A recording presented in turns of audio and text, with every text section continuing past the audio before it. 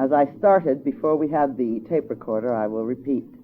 The Sephira, and remember, Sephira alludes to the one of the 10 emanations of God on the Tree of Life.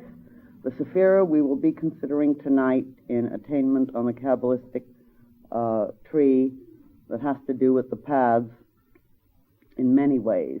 The consideration we will be giving tonight is that which we may also think of as being the twin of what we discussed last week. Last week we spoke about Netzach, called victory, the desire nature, the emotional part of our being, that which actually starts the personality aspect of human consciousness. Now then, the emotional life, the desire nature, is meaningless in itself. It's only because of its polarity with the opposite side of the tree. Remember what I've said over and over again, that the right and left paths, and left does not mean evil, by the way, those of you who've been reading other sources of information. Here we have to think of the right hand pillar, the left hand pillar, and the middle pillar, which vibrates the Tree of Life. And when we think of the left hand pillar, we're thinking of that which has to do with the consciousness that involves the feminine principle of deity and its development and expression on that line or that path or that pillar.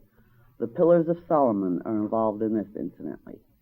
When we look at the right-hand side, that is, as you face the Tree of Life, we are seeing the masculine side of the pillar, the father aspect of God or life, and that which expresses the force or vital energy, the seed of deity. The left-hand side being the form side of deity, inasmuch as it brings the development and evolution of form. The principle of form comes from the divine part of deity, which we call the Divine Mother, or Bina, or Ima, in Kabbalah. And as you face it, on the right-hand side, you see the masculine, the surging, life-giving, seed-producing part of life. However, the tree must be thought of as something other than that as you're facing it. Work on the tree has to do with an ability to back into it. The reason I give you that idea is because when you back into it, you are actually expressing the tree as a living part of yourself. And then, if you notice, you have a reversal. The feminine pillar, then, is your right side. The masculine pillar is your left side when you back into it, and actually that's how it works. That's how it actually does work. If you are a living tree, and you are a reproduction of deity. It is the right side that expresses the feminine and the left, the masculine. The right side expresses the future, the left side, the past.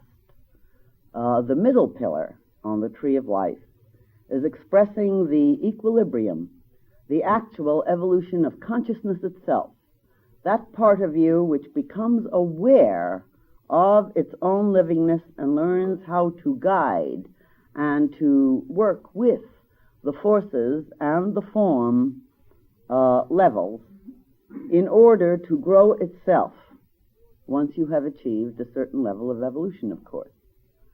So that consciousness grows itself through the ability to become aware of those two apparent opposites which are not what they seem.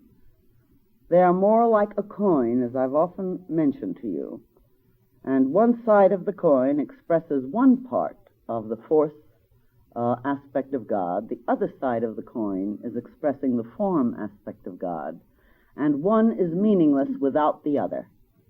If you had force without form, everything would just dissipate away instantly and completely, and there would be nothing to work with. If you had form without force, everything would become frozen, held together in a pattern, and there would be nothing to work with. It couldn't be released. So you have to have the interaction of force and form for consciousness to become aware of itself and for consciousness to develop an ability to express itself, for consciousness to become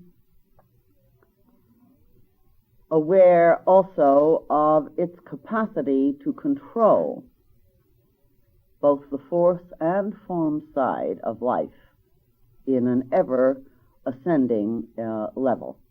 This is what is thought of as that spiral.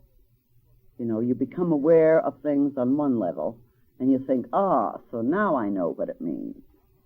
But after a while, you keep going, and suddenly you discover, when you've taken one spiral, you discover you weren't really aware of it as it is at all. It was awareness on a special level.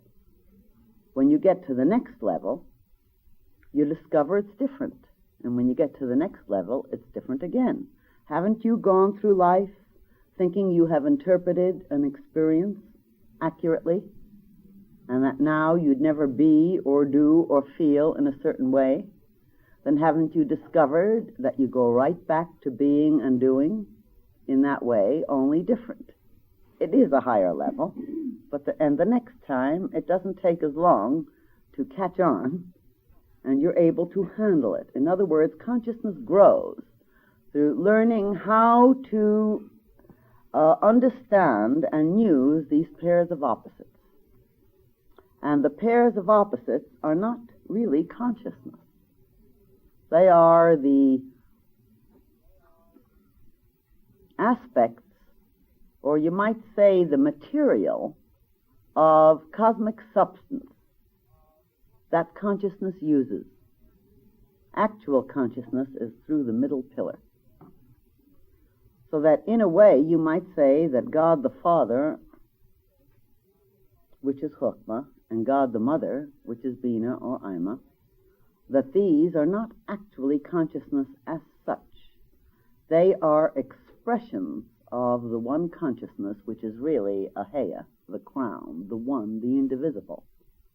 And yet, it is through the interaction of these two parts of deity, its masculine, feminine, its force, form, its past, future, its light and apparent darkness. Darkness really means ignorance in one way. In another way, it is that which we are not yet aware of. You know, remember, when we say ignorant, really we're alluding to that which we do not yet know or understand. And it is only as consciousness travels from apparent past to apparent future that it learns to understand what is occurring and learns to know itself. So here now we are dealing with that which you see on the Tree of Life as that orange circle, the circle representing the part of the expression of the universe and deity, which we can think of as being, incidentally, the intellect of humanity. The intellect of humanity. Now, isn't it interesting that that which we can think of as the intellect of humanity is on the pillar, on the Tree of Life, which is the feminine pillar? And surely all you boys know that women are unintellectual. From your point of view, that doesn't mean this is true. I'm just saying from your point of view. Because you are accustomed to thinking of consciousness and the way consciousness works, the logic of step-by-step thinking. You are accustomed to thinking of intellect in one way, and yet, here on the Qabalistic Tree of Life, that which is associated with the intellect of humanity is on the feminine side of the tree. All right, now I'll clue you in. I am not saying that the feminine form of deity is intellectual as against the masculine form of deity, which is not. Keep this in mind. What I'm trying to point out to you is that the feminine pillar, being the pillar of form, that is, the pillar of manifestation, intellect can only discover itself through its expression in form. The manifestation of intellect comes through form, and it is the feminine principle that gives form to intellect. That sounds a little abstract to you? Let's try to take an analogy or two. Man as such, but remember, we both, male and female, carry the qualities of both. After all, we're the products of our cosmic father and our cosmic mother. And so we always, whether we are in a feminine vehicle or in a masculine vehicle, we have the gifts we have received genetically, both on the spiritually genetic line as well as on the so-called physical genetic line. We have received the qualities through the evolutionary factors that deity, incidentally, has brought about. We have received the qualities of the principles that involve both cosmic father and cosmic mother. We are the offspring of God. We are the only begotten child of God, incorrectly translated as son of God in the Bible, by the way. Now, think of this. We are what could be said as being the only begotten offspring. What does this mean? That when the evolutionary factors put into action by deity itself reach a point where self-consciousness is achieved, at this particular point, then, we become the begotten, part of the begotten. When one says the only begotten offspring, or the only begotten Adam, Adam meaning generic humanity, the only begotten Ben in Hebrew, which means son, but this son actually is involving the idea of humanity. Mankind is the idea. When you hear the word mankind, you don't exclude the female from it, now do you? Or you would be foolish if you did. How did you come into this life? Were it not a cooperation between the feminine and masculine aspects of humanity or mankind. And of course, I hate to say this, but inasmuch as so much of our literature has come to us from the masculine sources, naturally the mankind is part of the terminology that has come to be understood. This was not so long ago. It's through the translations in the last 2,000 or so years that certain ideas have been ingrained into people. In actuality, the masculine and feminine aspect of God are co-equal, co-vital, or none of us would be here. And because of this, we have to understand that when we speak of the ability to express intellect, to have, for example, logic. Now, the masculine aspect of deity, when it's manifesting in the physical form of a male, is of course quite enamored with logic, which is quite all right. There are plenty of souls in feminine forms that are just as enamored. However, each of them would have a different interpretation as to what logic is. And unless you agree together as to what logic is, you start to fight. It's like fighting over a semantic interpretation of an idea. Often two people get together, and one person will say, I believe in something, on such and such, or something or other. And the other person will say, excuse me, the hell you do. And I'll tell you, often they believe in exactly the same thing. It's because they use some word or some phrase that had a particular meaning to them that they completely misunderstand each other, and you have a fight on your hands. It's like the story I love so much. I forget where I first read it. It isn't mine.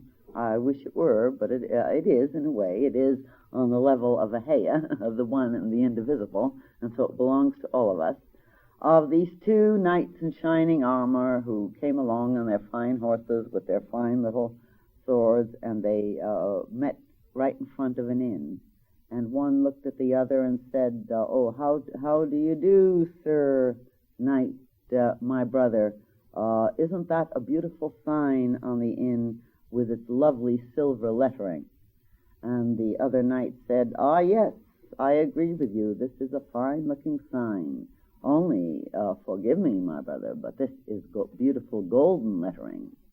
And the knight on the other side said, "What? Are you calling me a liar?"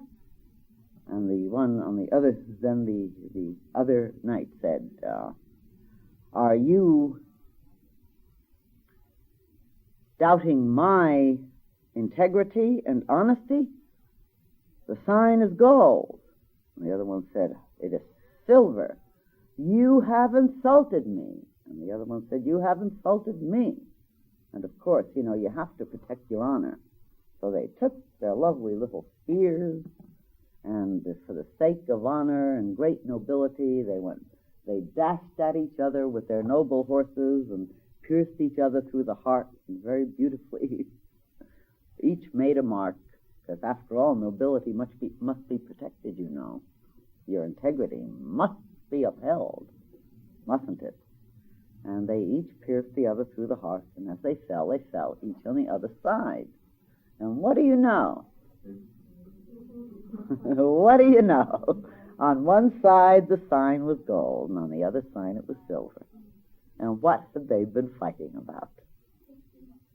You see? It's a good analogy. It's a good lesson. This is what we all do, every single one of us. We fight with each other. Not me, incidentally. I refuse. I don't like to fight. Unless I have to. But I've always said I'm a devout coward. Whatever one is, one should be devout. And if I can avoid a fight, I will avoid it. Not like hell, because that's not spiritual. But you get the general idea, my darling. The point is, we misunderstand each other all over the place. And so here, when we come to the bottom Sephiroth, which doesn't mean unspiritual, incidentally, but the two levels, last week we were discussing the desire emotional nature. This week we're discussing the so-called intellectual nature. The question comes up, I almost said the devil, but that wouldn't go. Why the angel should the intellectual aspect of deity be on the feminine side of the tree? And don't any of you girls go home and say to your husbands, "Ha! It's the women who are intellectual," because you'll be all wrong. We're not going to have any of that. The point is, the feminine side of the tree is the form side. And there can be no intellectual ability or capacity except there is an ability to hold the consciousness centered into one area. Remember your magician? I hope you're taking your lessons and remember your magician. There he is. Hey, light him up. It doesn't look beautiful this way. We want beauty. There. Now better? So you see, there's your magician. Now what is that magician doing? He's concentrating things down. Concentrating things down. All of consciousness is an ability to take from the larger and bring down to the smaller. I was speaking to someone only yesterday a very wonderful, adorable boy, really, who couldn't bring his consciousness down when it came to loving because of terrible traumas he'd had in childhood. And, of course, we're not blaming the childhood, because even a child will react only in terms of its own soul. But if there's a capacity in the soul to react in a certain way, it is the environment that will bring it out and grow it. So you cannot turn away from environment. Environment is a very important thing indeed, and environment can help bring up the beautiful in a human being if it has the capacity for the beauty, and it can bring up the opposite. It depends on the capacity of the soul, but you'd have far more beauty and goodness if you had environments that would bring this beauty and goodness into expression. So never underestimate environment, even though you may believe in karma, which certainly I don't have to believe in because I know it exists. But it is not what we think it is. The point is, and this is a very important point indeed, that those who are afraid, for example, to love, and how many here think they're not? If you think you're not afraid to love, I have news for you. Most human beings I come across say this to me: well, after all, there's a certain core you have to keep inviolate. There's a certain core you have to keep back. Otherwise, you can be destroyed. Don't you think so? Do you? Yes, you hear that? You all think so, whether you know it intellectually or not. You all think so in a deeper part of your nature. Every single one of you sitting here, incidentally, without exception. Only some of you think it in a very desperate way. Others of you think it just mildly. Some of you are on the edge of saying, nothing ventured, nothing gained. Others are saying, I should risk myself? You can't trust them. They will tear and rend you, which incidentally they will. It isn't that you're wrong, my darlings. You couldn't be more right. The point is, as Khalil Gibran put it so beautifully in The Prophet. If you haven't read The Prophet, please do so. And not once, but I'd say about 1,000 times. You'll start really absorbing it then. And if you haven't got the Book of Tokens, which we have, Dr. Case received that from the higher uppers. If you haven't got it, get it. Between these two things, you'll, along with your lessons and studies, you'll start discovering something very extraordinary. The point is, as Khalil Gibran did point out in The Prophet, if you're not willing to risk yourself, you will laugh, but not all of your laughter. And you will weep, but not all of your tears. Now, it's all right. The intellect, the splendor, is really that which holds that form together. In other words, your mind says, I've been hurt. People betray me. They don't understand me. Here's the intellect. Don't think it's anything other. They betray me. It's true. But people don't betray you. Everyone betrays themselves because they haven't achieved the growth, the ability, the capacity to see the larger picture. And remember, the feminine pillar on this side is the future. Intellect always looks to the future. That's why it protects itself from getting hurt. You see, it isn't something that's happened yet. It's something that you might want to make sure is not going to happen. Whereas the desire nature is always seeking from the past always reaching to the past with its yearnings and desires. For instance, you're reaching and yearning for love, you're reaching to the past, and if you go back far enough, it's because once you were beginningless, endless, cosmic love floating in the heart of God. That's why you reach for it. You look to the future for it because you're reaching and searching for expression of love.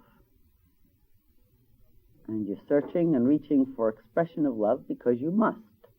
Whether you want to or not, you must. Because this is the way evolution works. We are all reaching for the love, the complete union of ourselves with God. All of us. But what we don't realize is that if we try going the way of the misinterpretations of our Eastern brethren, and the teachings, incidentally, amongst some of them, are dangerous indeed. If we try going that way, where they say kill out desire so that you can get to samadhi or nirvana, what we are doing is killing out the very thing that can give us enough aspiration to achieve. Furthermore, if we're going to have to protect ourselves from being hurt because other people are going to betray us, incidentally they will, even no matter how smart you are, they will, and others won't. Time marches on, and we get to understand more and more that the betrayals come mainly because we have not yet evolved enough discrimination to know where to place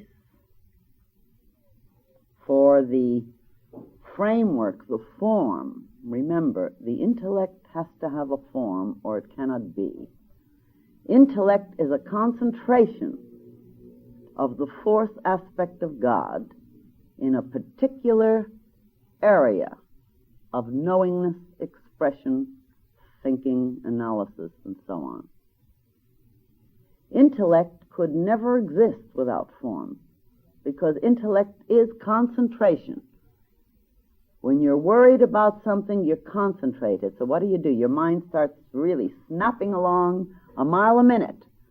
You're trying to use your intellect to analyze your problem, and you're concentrated. Intellect is the ability to use concentration in order to to understand what is and what is to be and what can be under proper activity. That's what intellect really involves. And it is the feminine aspect of God that gives form. Concentration is form. It's a holding together.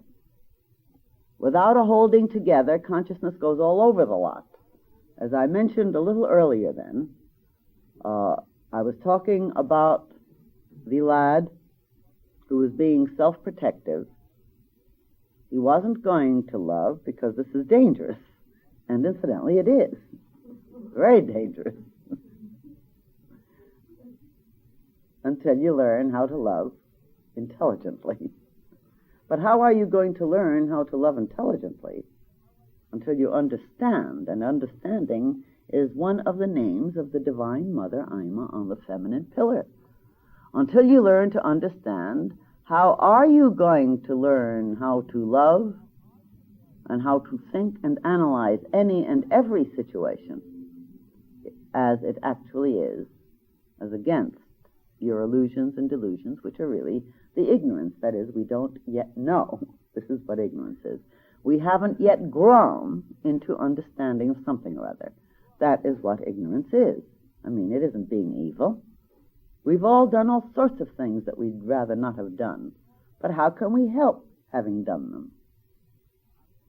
Yesterday you were more ignorant than you are today. And the day before is that much more. Each day we add to understanding and knowledge. Well, isn't this expansion of consciousness? And everything is whirling outward into expansion. Everything, including the physical universe, which is really what? It's really an aspect of the form nature of God rushing itself out in its own growth of selfhood. And we are centers of consciousness within this. So why get upset about our ignorance? Remember always the one thing we outgrow in time is ignorance. And so we keep using the intellect. But the intellect is utterly meaningless without the desire nature on the opposite side. You think there can be such a thing as intellect without emotion? You're absolutely wrong. In order to have enough drive to hold your consciousness together, you have to have emotion interested enough to do it. For instance, have you ever tried concentrating on a book you weren't interested in? I ask you. All right, suppose you're studying, suppose you're going to college, and they're giving you the most boring subject on earth. And it's so hard to concentrate on it, but somehow you manage. Do you think it was because there wasn't desire there? Your desire to pass the test and get through school was so great that you put the form side of nature, in other words, you use the feminine aspect of God to force and hold your consciousness on a subject or in an area that that otherwise would not remotely have been able to hold you, so that your desire nature is still involved in forcing you to keep your attention on something that bores you. Unless there's a desire somewhere, you are not going to be able to concentrate on anything. You cannot even remotely think of intellect without desire, or desire without intellect. They are meaningless without each other. Each pair of opposites on that tree are not opposites at all. They're the opposite side of one thing, a coin, and consciousness utilizes and pushes them back and forth.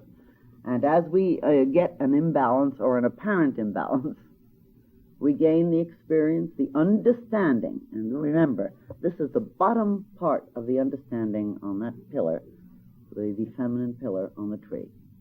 So attainment on the tree of life, remember, therefore, involves an ability to use your intellect in such a way that it can receive the understanding from the topmost part of the pillar, so that it can be aware of and be able to utilize the driving desire force aspect of the opposite pillar, which is the masculine pillar. And it is only when they meet together in equilibrium, and here in this triune part, the equilibrium will be what? Yesod, that violet circle, that emanation which is called in Kabbalah the foundation. And incidentally, that foundation is given many different names. Amongst them, incidentally, we have the name of the Lord of Life. That's where it comes from, the Lord of Life. That is the reproductive center, according to Kabbalah, of the Lord of Life, that deals with the actual reproductive organs. Along with that, it is the subconsciousness. Along with that is what you often think of as the astral world. It is that which receives patterns, and from the reception of these patterns projects the final physical manifestation, which is Malkuth, the below there. And each side, the victory, Venus, desire nature on the one side, on the other, the intellect, the splendor, which is another name for it. You see splendor written there on the Sephira, this emanation of deity. These two, in their interplay, bring about the development of the patterns in the subconscious field, your subconscious field, as well as the subconscious field of nature or the planetary soul. And so it is the patterns that are received from your mind on your personality mind, by the way, because your higher mind has to do, bear in mind, with that upper triangle. But your personality mind has to do with that lower triangle, and it is projected by your higher mind. Your personality mind is that which is evolving. Your personality mind is that which your higher soul or higher mind is growing.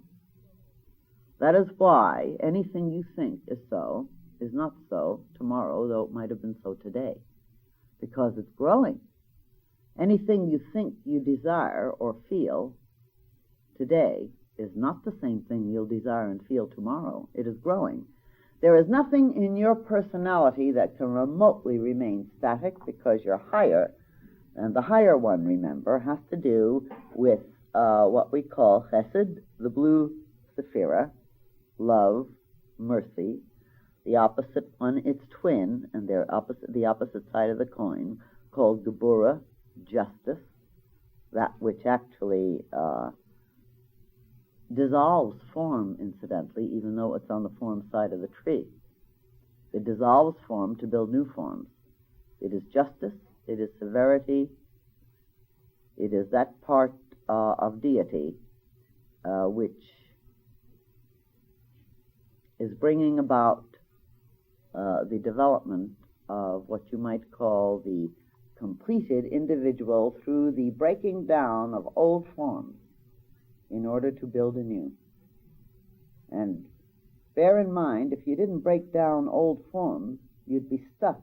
How would you like to have been stuck in, say, the most miserable moment you ever had? Not so good, huh? So you see, this is a benevolent aspect after all, isn't it? You've got to learn to think of things in a new way when you're dealing with the Kabbalistic methods. You have to learn to think of life as being a building up and a breaking down, but that your consciousness, your higher soul is doing it. And your higher soul is the eternal part of your selfhood. So that everything, I repeat, below that yellow sephira, which deals with the Christ center of you, generic humanity, your eternal sonship and daughtership with the Most High, as you being the begotten one. Everything dealing with the four lower emanations are the changing parts of personality. And so you will start welcoming these changes, and as you welcome them, you will make them more rapidly. And as you work with the tarot, you will be able to do it far more easily without the pains that you bring on yourselves. Because we don't have to do it with pain. Suppose, for example, let's give you an example. Suppose your mind had a picture in it, because it's only the mind that can hold a picture, and that's the one we're dealing with now, this sephira. Suppose your mind held a picture of something special that you thought you wanted, and it has, hasn't it? And suppose that picture you were holding had to do with getting a specific individual, or at least getting rid of a specific individual. Sometimes we hold one picture, some another. But incidentally, if you hold a picture of getting rid of an individual, you're doing it the wrong way, because you're holding the picture of just having problems with the individual. Only when you outgrow magnetic attractions do individuals leave you, or you leave them easily and smoothly. But whenever you have a feeling you want to get rid of an individual, all you're really doing is tying that individual more tightly to you, and so you should, incidentally, until you see that this is not the way divine consciousness, which you are, should work. So, but this form, then, that you hold in your mind, you're holding a picture in your mind. Now, this picture in your mind is something you think you want. All right. Now, you get it. Let's all admit that we've gotten it. Remember the story I told you about the woman who decided she wanted a husband? and she was overflowing with all the husbands in the neighborhood chasing her with less than honorable intentions. All right, now she was holding a picture in her mind, and she got it. Now, this picture in the mind, now this is the mind that is holding the picture. The mind that holds that picture is the part of our nature we're discussing tonight in our personality. Because the upper mind, the higher mind, doesn't particularize in that way. The form side of our mental imagery is in the personality part of our being, and we will change it. In other words, we get what we think we want, and sometimes we wonder, why did I get this or that? I never wanted it. I just remind you of this woman. Although many of you have gotten plenty of things you thought you wanted, haven't you? And then decided you didn't want it. But it is good to hold these images. Now, if you desire something without an image, incidentally, any image at all, you're just dissipating your energy. If you think of a thing intellectually only, nothing can really come of it. Until the force and the mental form work together. Until they do this, you haven't got the impregnation of the form or the image. The more desire you have, and that is on the masculine side of the tree, the more force you give to the image that is held intellectually after it has analyzed and said, now, the reason I want this is because I want to have such and such and such and such. Do you notice that the mental or intellectual image is dealing with the future? Always with the future. The desire part is dealing always with its past, because what it wants is fulfillment. It wants to regain what it had, even though it doesn't consciously know it. That which we weep for, incidentally, is that which has been in the past. Isn't this emotion? Desire. And so we start searching for it all over again in various ways. But to understand your mental workings properly, and you'll have to, you have to be willing, as I pointed out at the beginning, to risk yourselves, but to risk yourselves in an enlightened manner. In other words, you have to be willing to see that it is important to learn how to direct your own mental forces with your emotional forces involved. You have to be willing to take what they call the calculated risk in order to discover what you really want and do not want. Otherwise, how are you going to find out?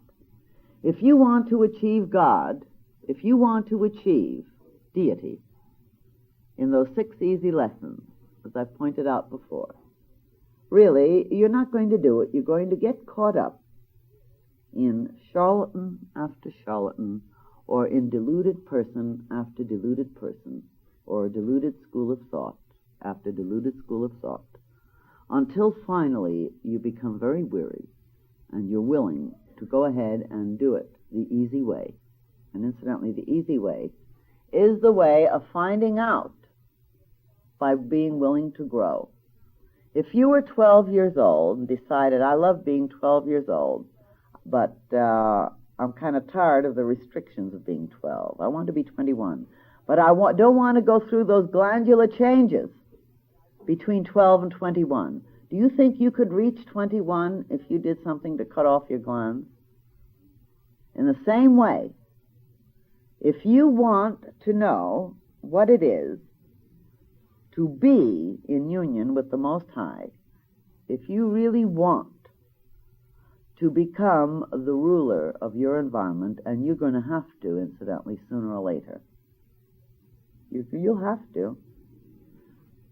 But the point is, if you really want to now, you're going to want to learn how to hold the kind of images in your mind, in your consciousness, which will bring you the fulfillment you're after. And you're not going to learn how to do it unless you're willing to take your calculated risk. You're not going to get across the street unless you're willing to make a run for it. Believe you me, it's a risk. But a strong soul isn't taking any risk at all, my darlings. And let me tell you, that splendor is strong, even if it isn't your personality. Your mentality on the personal level, even if you think you're dumb, is strong. The only people who really haven't got a strong enough splendor at this time are those who are still in a weakened personality state where they'll rush to the drugs or the alcohol to avoid their responsibilities. And they'll still grow, although it'll take many incarnations unless they wake up right now and decide to use the strength within their being. The point is, you are strong indeed. You are strong because you are able to keep a form in your own consciousness. You are able to keep a form in your consciousness, or you couldn't have developed a human form at all. And incidentally, it is an extraordinarily complex form, isn't it? You are strong because you've been able to do enough reading and studying. You've been able to do enough wondering and hoping and yearning in order to try to find out what it's all about and what you can do about it. You are strong because you come to a place like this to find out what you can do to try to get a map regarding the journey you're after with a little helping hand. You are strong because you are willing to take this journey. You are strong because you're aware of the fact that there is a journey to take. You are strong because you've been pointing your consciousness, which means the combination of your mind and your heart on the personality level. You've been willing to use that combination in order to try to attain, to get out of this trap that you've gotten into because of not understanding. You are strong because you are reaching and yearning and are willing to do whatever is necessary to study, walk, talk, listen, question, work. You are fantastically stronger than you think, every single one of you. Once we become aware of this strength, if you didn't have this strength, you couldn't concentrate on a book, you know.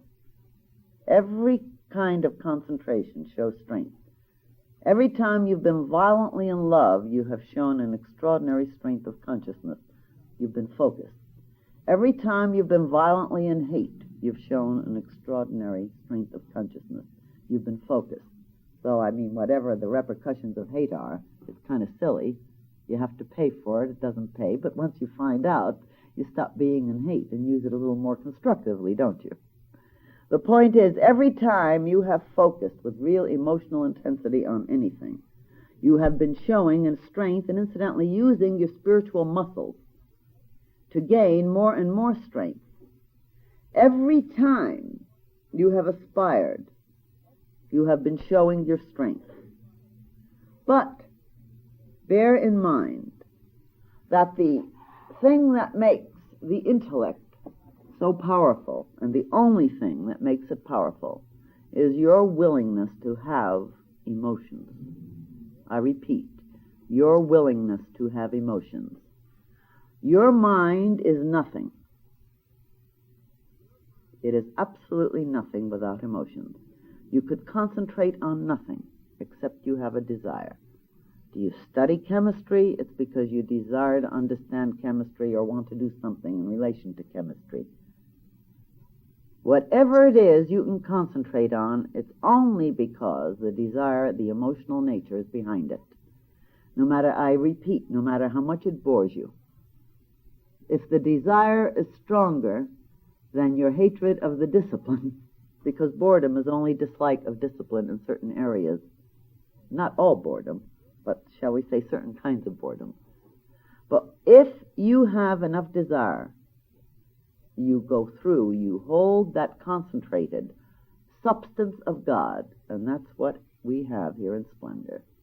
And you, by holding that substance of God, you develop a form in the subtle part of the universe, that is, the higher astral area of your own being, which we all share. And in that higher astral area, those who can see thought forms. And these thought forms are the matrix from which the physical manifestation is going to come. And only the strength of your desire will bring about the manifestation of your mental image. I repeat, of your mental image. Your thinking capacity comes from the restrictions of the feminine principle. Your driving desire nature, incidentally, comes about through the attraction or driving desires of the masculine principle. The seed of life is in the masculine. The development of the form is in the feminine. And before we have our break, just one little thing that may, I hope, bring you a chuckle. Bear in mind that when a man gets all nicely excited about some new discovery that has all the logic, the step-by-step development, the woman will listen, and she'll say, "Oh, does that mean then that next year we can buy the new house, or have the car, or buy the kids the pair of shoes?" And the man may tear his hair unless he has very active genes that don't give him enough hair to tear, and then he'll tear something else maybe. And they'll say, "You don't understand." And he'll think the woman has no mental perception at all. Utterly illogical. Here he's giving her this glorious step-by-step awareness, this logic about an idea, a discovery. And she listens and immediately jumps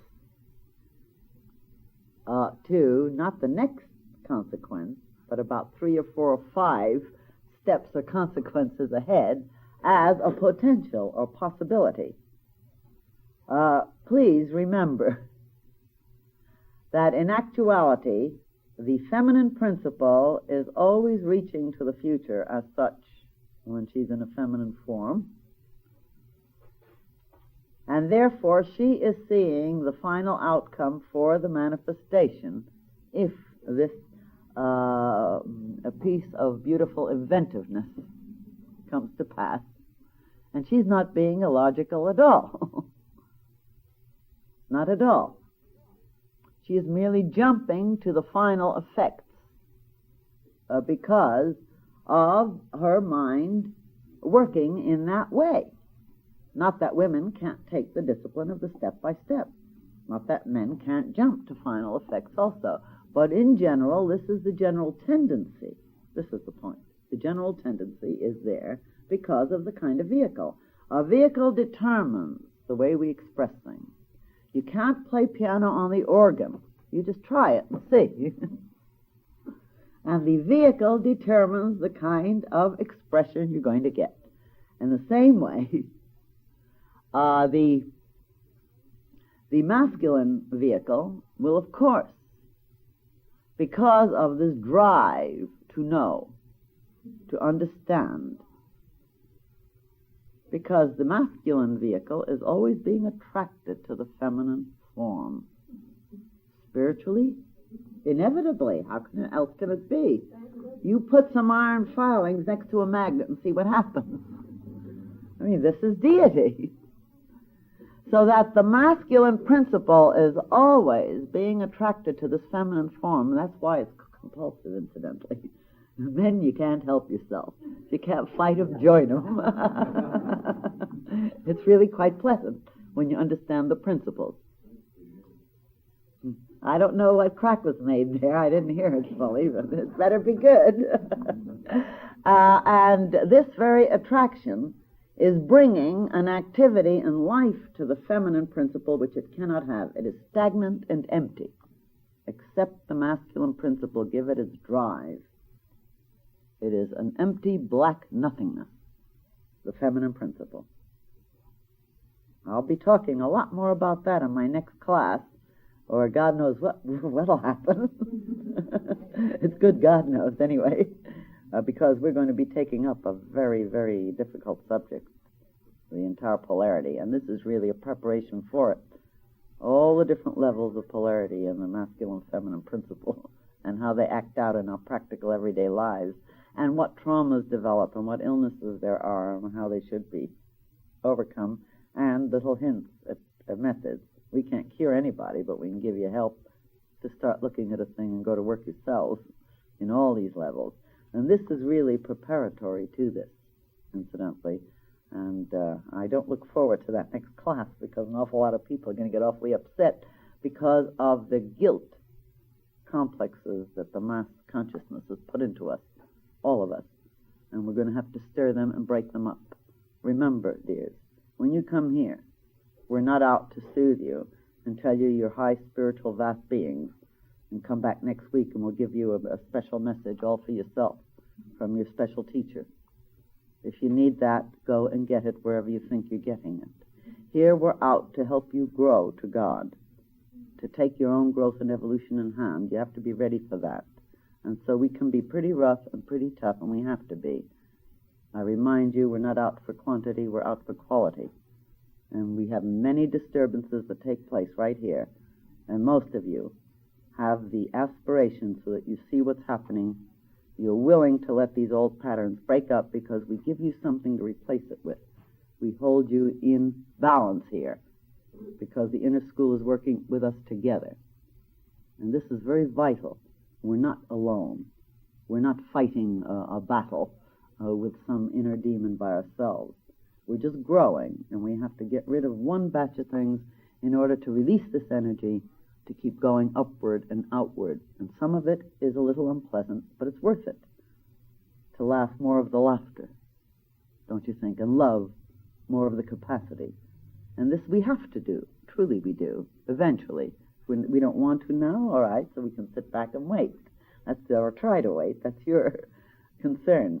But we're concerned with getting and helping those who want to come along. And we've got to realize that the masculine, feminine pillars here, the final receptacles before we go into that which equilibrates them on the subconscious level, with all its patterns, and the patterns are what actually then manifests our conditions and environments. We're going to have, God knows what we'll say about it next week. That really lends itself to anything and everything, start getting into an understanding of the patterns we put into our subconsciousness and what brings about then the final environment.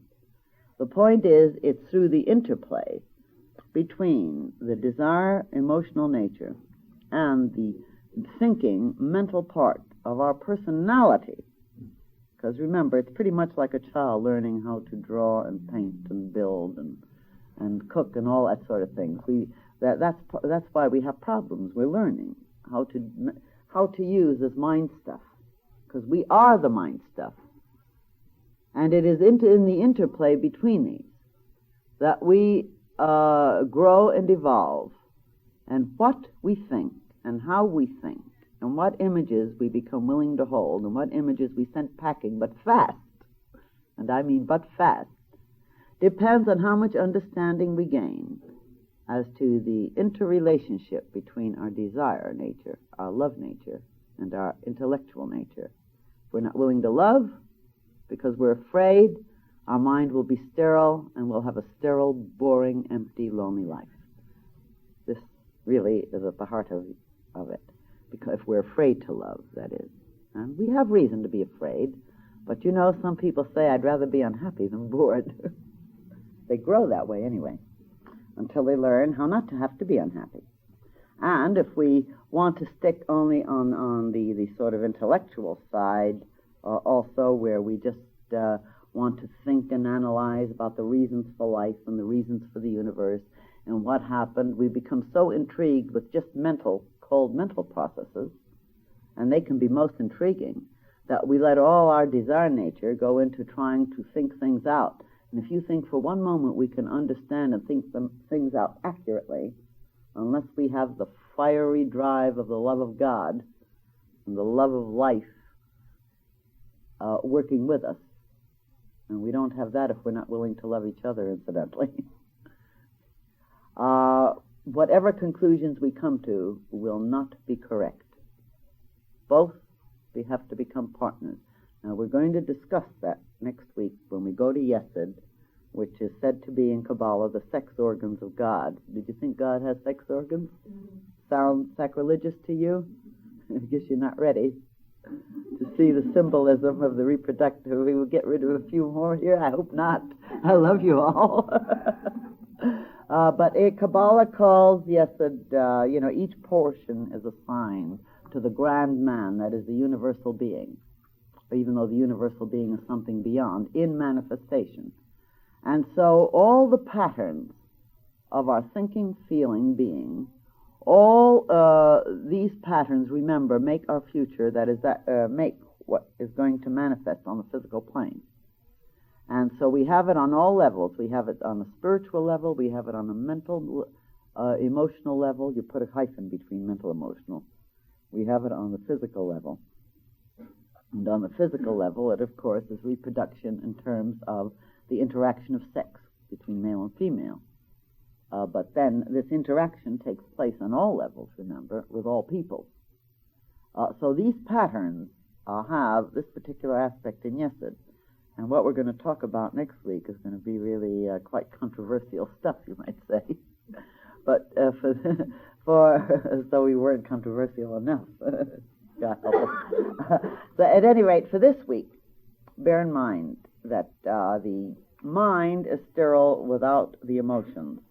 The emotions are wild and driving and will go nowhere without the mind. Only together do they work. Let's have a little break.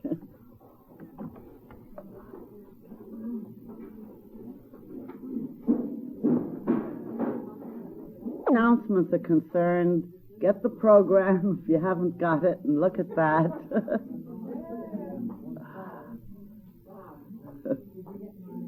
And,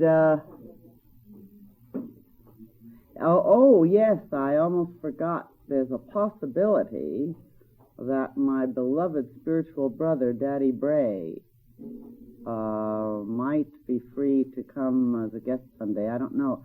I expect it has to be confirmed tomorrow that I'll be having dinner with him. I met him in Hawaii.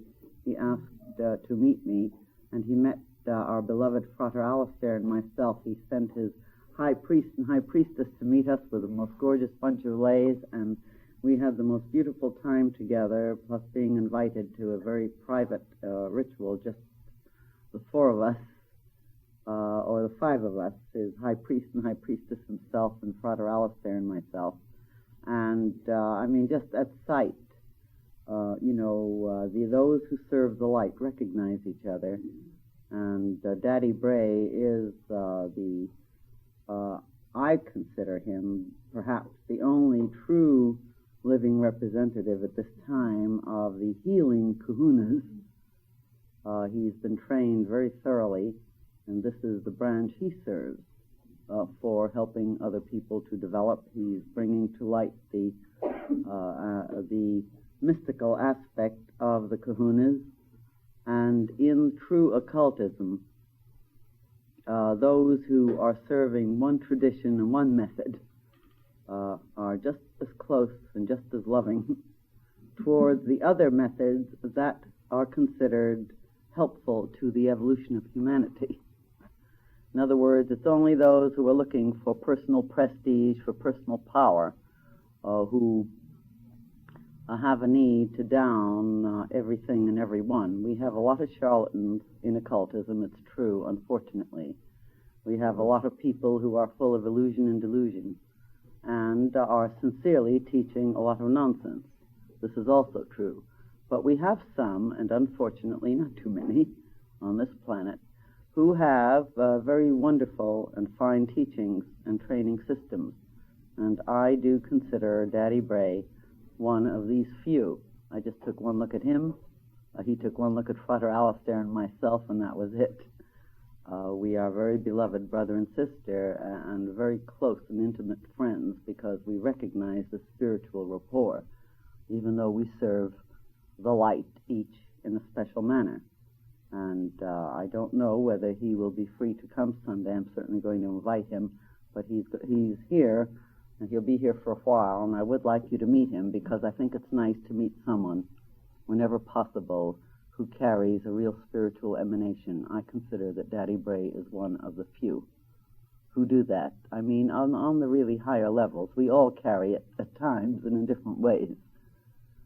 So I just thought I would tell you that there is that possibility, and I cannot be sure until tomorrow night. I was hoping I'd know before tonight so I could tell you for sure, but I can't.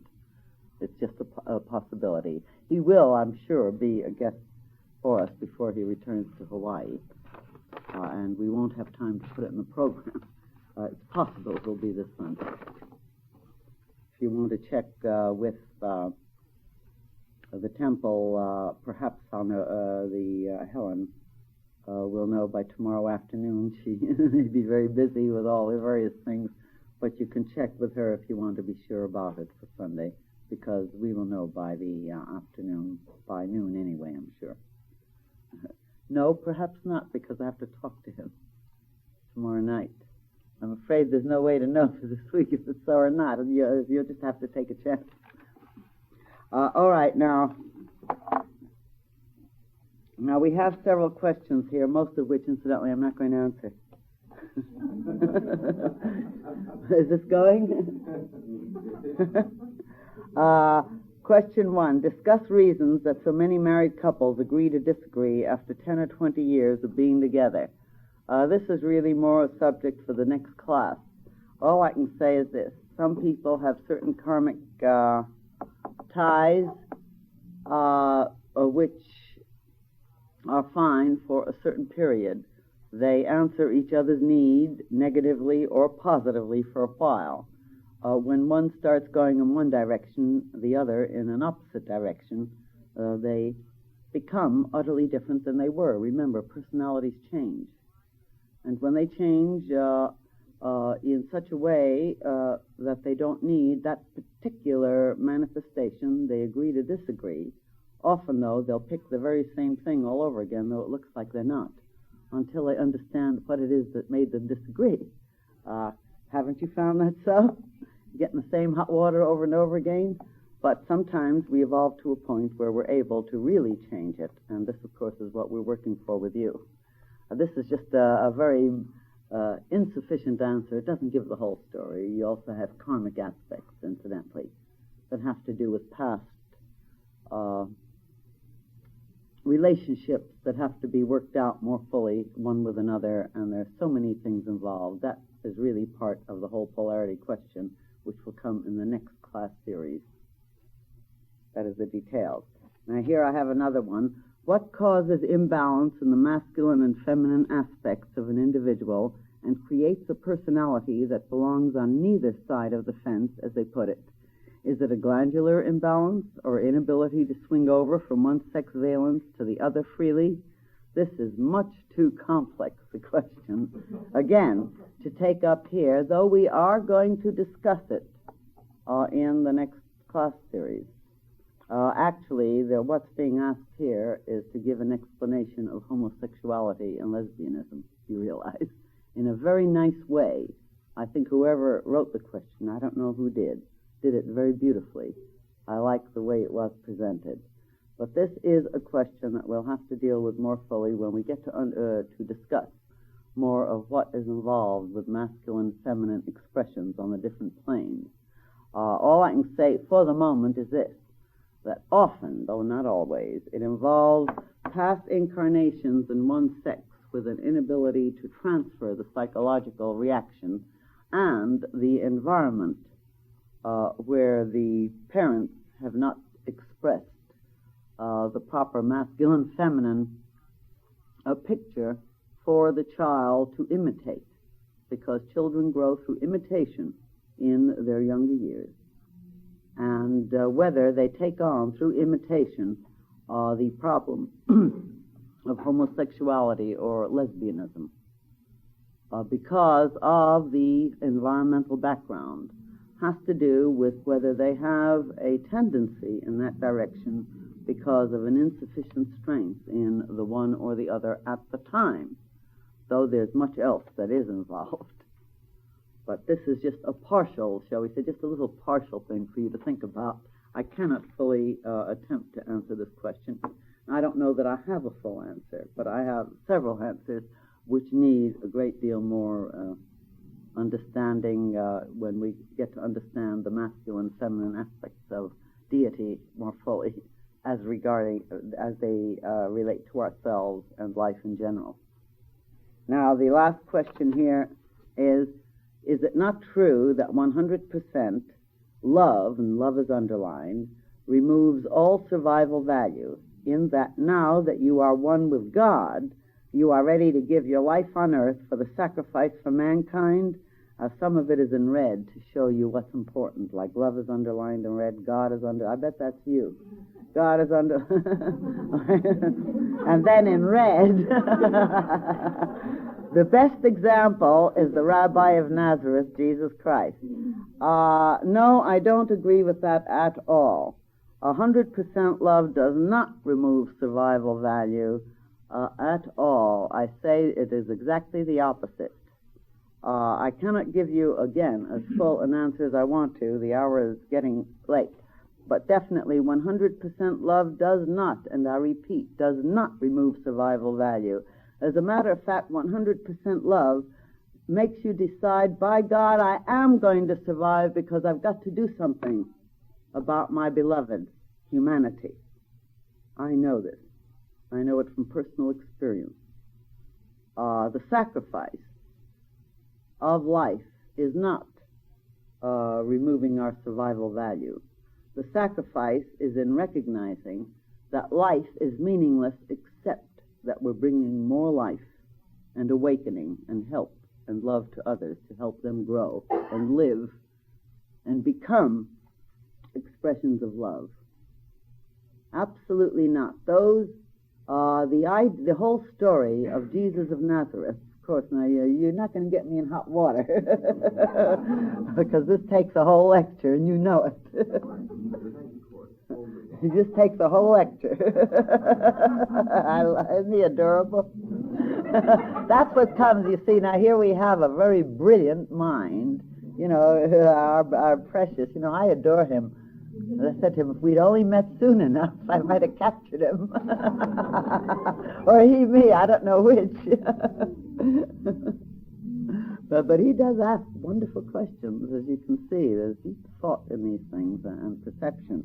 And actually, this does require quite a whole lecture in itself, because we're all accustomed to the New Testament story, you see, of the crucifixion of the Christ. And so the idea of tying this up with having 100% love and the sacrifice, this is quite different, though, if you will take its real meaning as Kabbalistically implied. We have to die continuously to our old selves in order to be reborn to our new selves. Haven't you had to die to your old thinking and feeling in order to resurrect a new attitude, a new area? You have here something here far more profound than a literal interpretation. And incidentally, come Easter, I'll tell you about that one. How's that? You willing to wait? You willing to wait for the Easter talk? That's the time we lay it on the line, you might say, and something that really gives hope and inspiration in every way. Of course we sacrifice when we love, but we sacrifice because we know we have the strength to live. And when we love, we're not going to let ourselves die. When I won't tell you how old, I was a child bride, but let's say when my baby was 1 year old, the doctors told me that I could drop dead any minute. Of course, if I had been spiritual enough, I'd have said, you drop dead. But I wasn't spiritual enough. Point is, I didn't. A little chuckle is good. But I had a 1 year old baby, and she had no one else, because I was in the act of divorcing her father. For what reason is my own business. And I said, that baby deserves a mother. She deserves love. She deserves training. I will not die. I will do everything in my power to live. Now, I say that was 100% love. I was determined to live for the sake of the child. And I figured when she's grown up, then I'll be willing to die. It was good riddance. But by then I had so many children, I tell you, they played a good joke on me, didn't they? There I made up my mind to live for one child, and all of a sudden I inherited thousands of children. Spiritual children, glorious, adorable, wonderful children. So then I had to go on living for my other children. You see, that's how they work it. No, 100% love makes you live and serve. And this is real love. But we do sacrifice the old life. We do die to it. We do crucify everything. We're all the Christ. Don't forget it. That's the best answer I can give you at the moment. And if I'm shocking some of you, sorry. I wouldn't really if I could finish the whole subject. You would see that we revere Jesus of Nazareth with all our heart and soul. We certainly do. This is something to reach for, the spirit of the true Christ, which certainly, without any question, I believe that Jesus of Nazareth represented. But we still have something we don't understand. The whole mystery of the crucifixion and the resurrection is other than has been translated by the misinterpretations of the Bible. If you're willing to wait for Easter, I'll give you more of that aspect. All right? Now, let's finish with a little bit of meditation now, because we cannot miss our meditation tonight.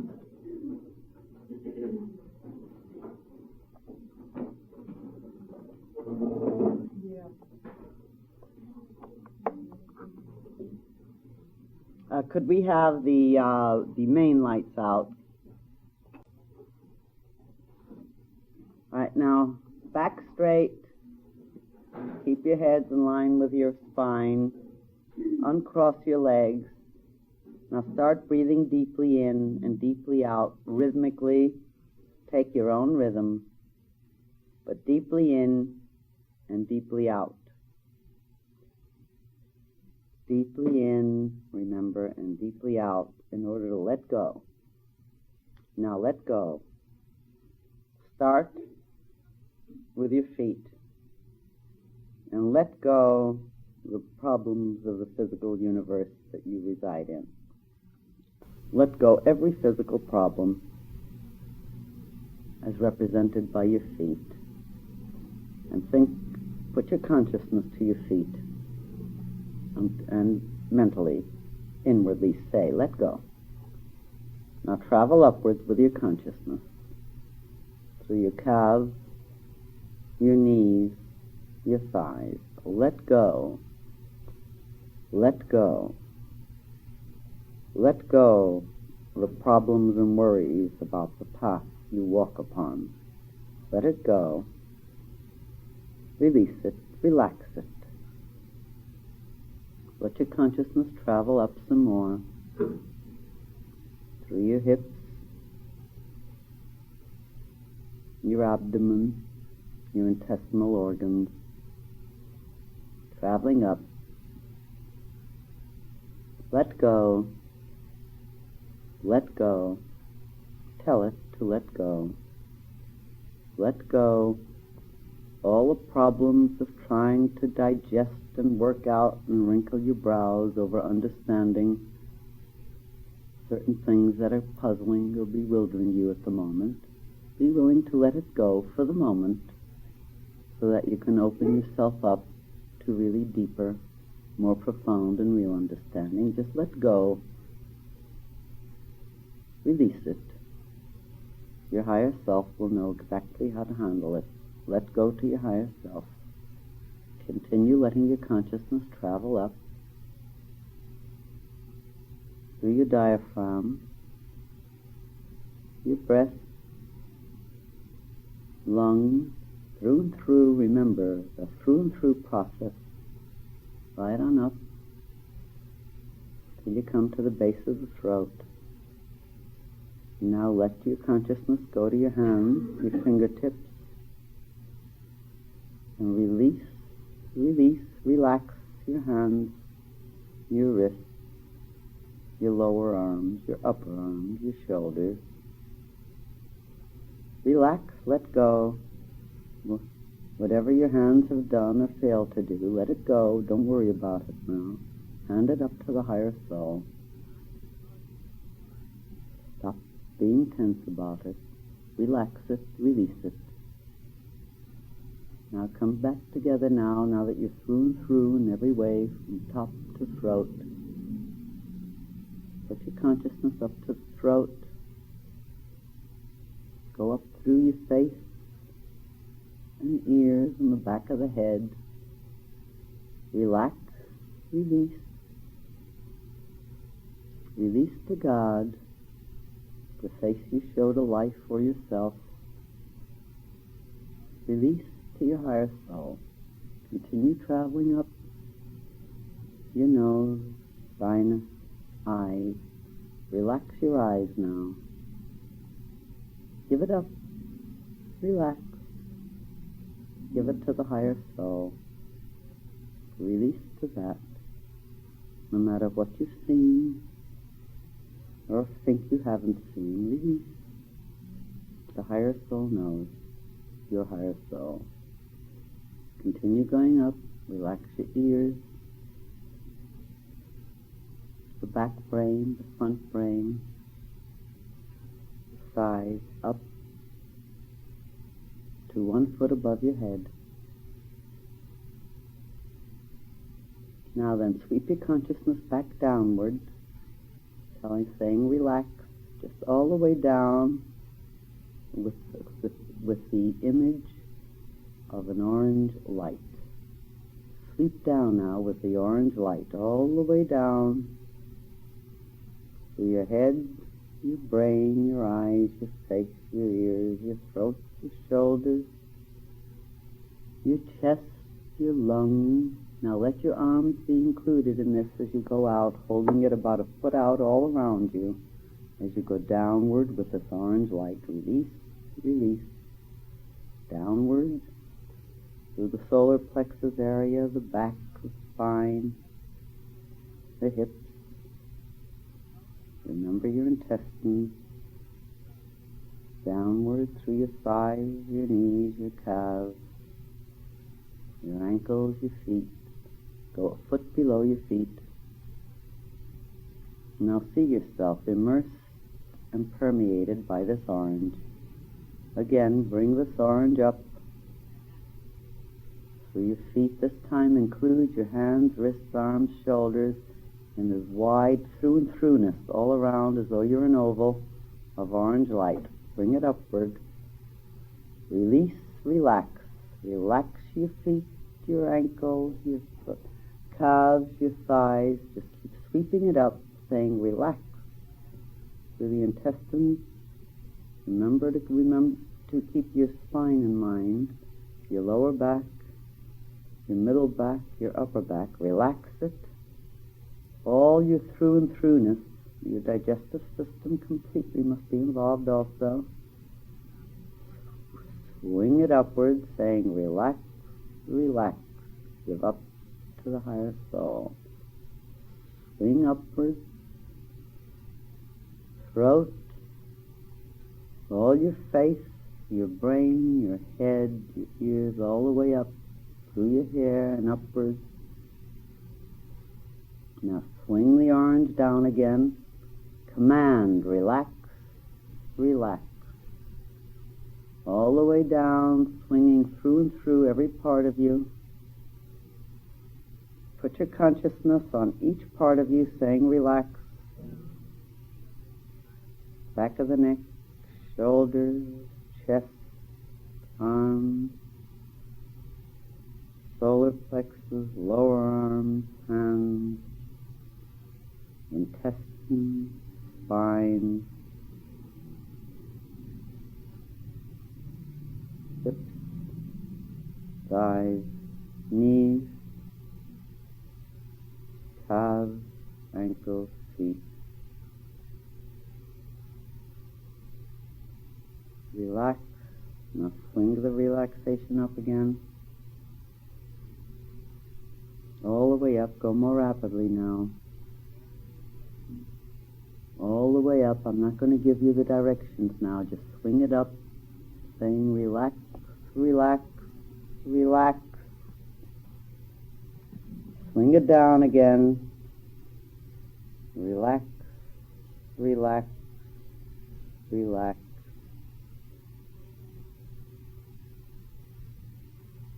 Now just hold yourselves in this full orange oval, breathing deeply in and deeply out.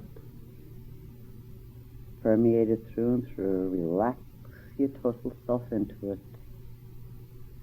Breathing deeply in,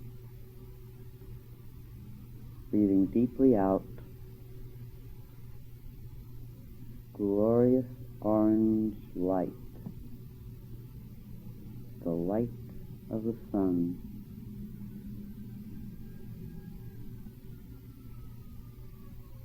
Now start enhancing your emotions in this manner.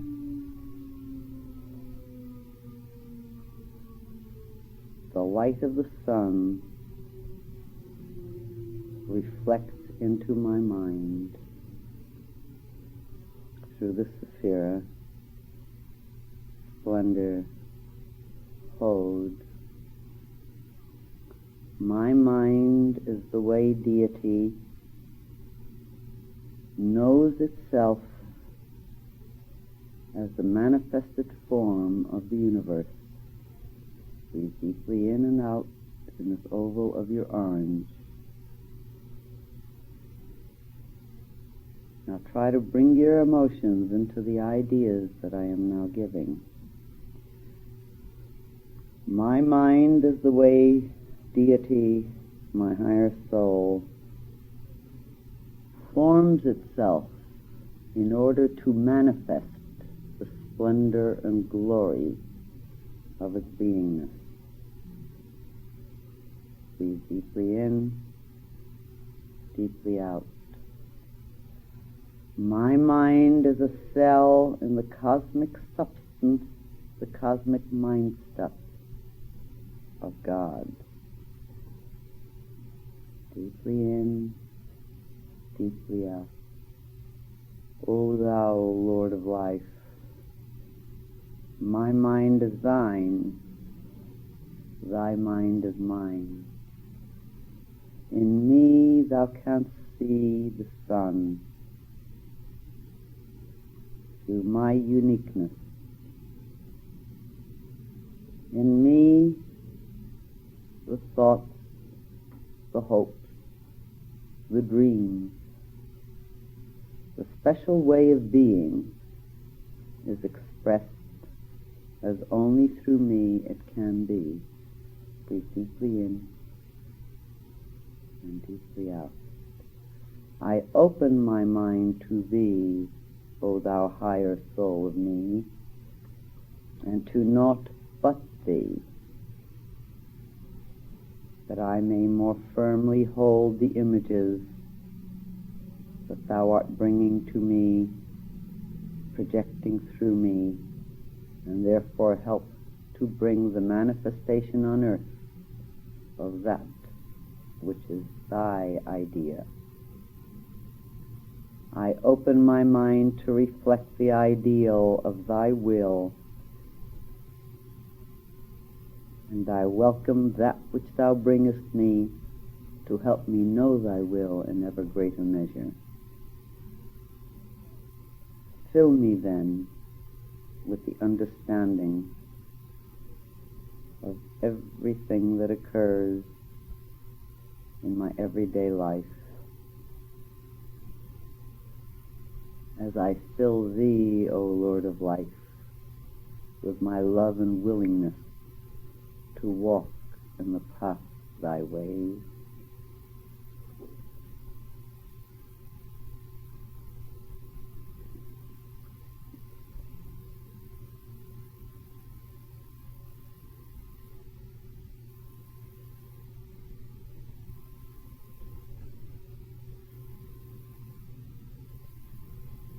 We will now chant, keep breathing in and out. We will now chant exactly 8 times to bring in the vibratory aspects of 8. the divine name of the Cosmic Mother to help us hold our minds in the form that is most constructive to the divine will for us at this time, under these conditions, for the necessities of this stage of our growth.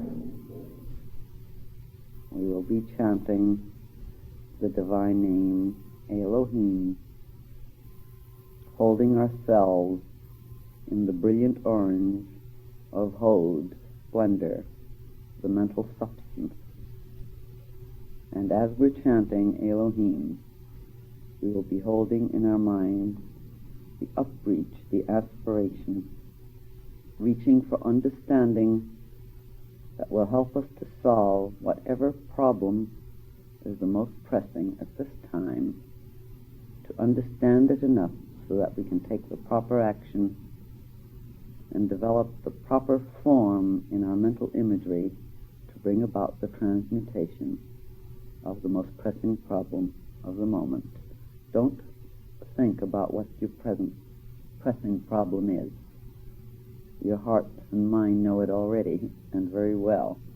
It's for the understanding. And I would ask you to do this, if you will, every day, at least once, opening your minds and hearts to the Elohim for the stirring, the stimulation of your mind, so that it will develop the understanding of the most pressing problem you have today, in order to give you the ability and the capacity then to reach forward and learn how to not only cope with it, but better still, to outgrow it. Breathe deeply in and deeply out. Deeply in, deeply out. Hold yourself in the orange oval. And now 8 times we will take a deep breath each time, and we will chant the Elohim on the one full breath. And then we will finish with Amen.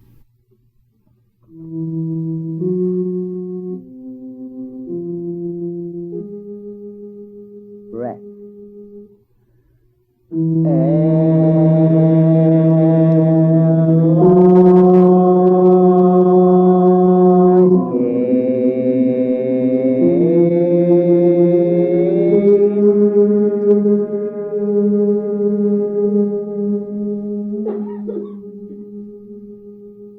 Breath.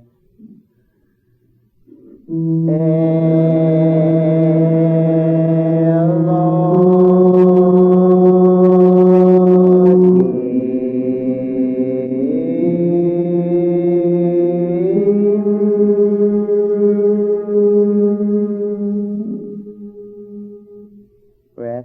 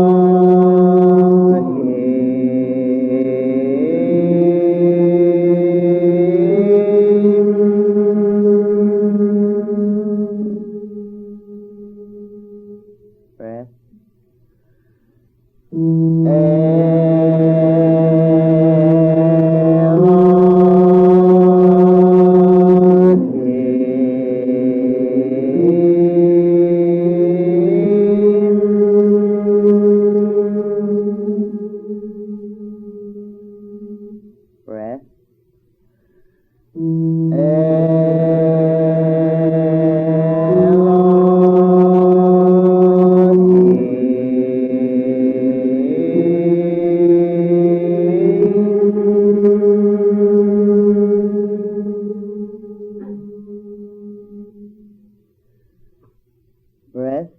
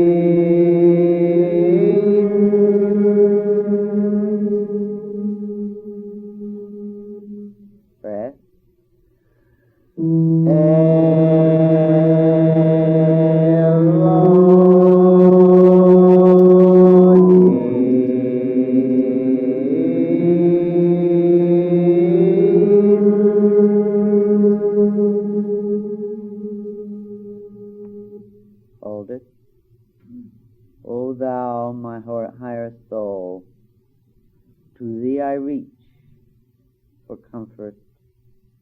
To Thee I reach for help. To Thee I reach for solace.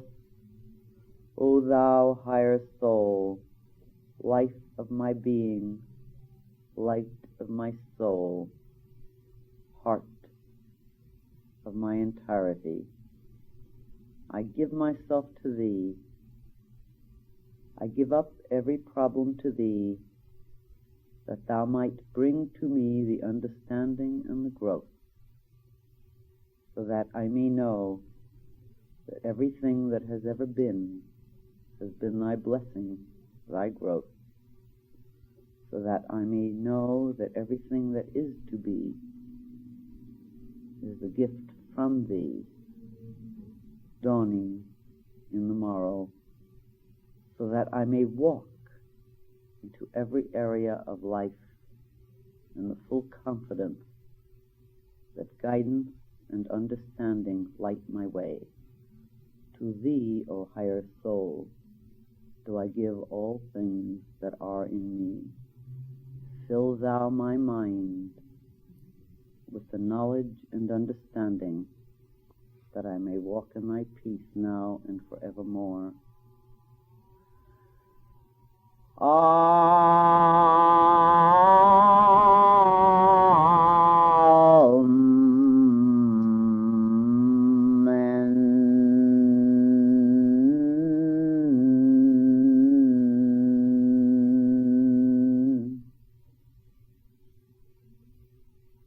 Resume your regular breathing if you haven't, please. Open your eyes.